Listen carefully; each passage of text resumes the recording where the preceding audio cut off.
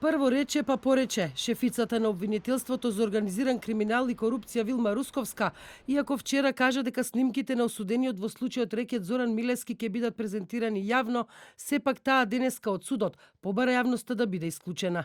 Зошто се премисли не кажа. На крајот рочиштето ВОД само порача новинарите да ја прашаат судиката зошто одлучила така, а судечкиот судја Васка Николовска Масевска пак призна дека ниту таа ниту било кој од судечкиот совет не ги видел снимките, но сепак со нив можело да биде загрозен угледот на луѓе што не се дел од овој процес и дека јавноста не е битна затоа што нејзиниот збор е последен.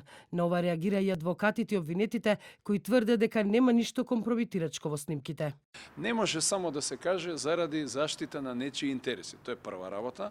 Втора работа, бидејќи судечкиот совет ги нема слушнато овие материјали кои што денеска ги слушнавме. Значи, најмалку што требаше да направи јавниот обвинител е прецизно, релевантно и категорично да го убеди судечкиот совет зошто бара исклучување на јавноста.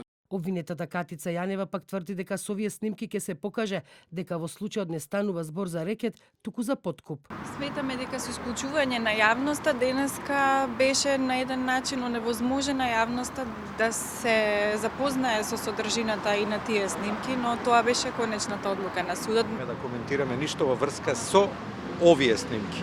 А за другите докази ќе си кажеме во завршниот збор дали има доволно докази за во подкрепа на обвинението.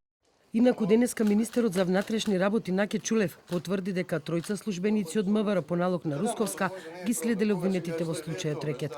Дали во МВР има тонски записи од следењето, упати на одговор кај поранешниот министер Оливер Спасовски. Со денешното рочиште заврши излагањето на доказите од страна на обвинителството.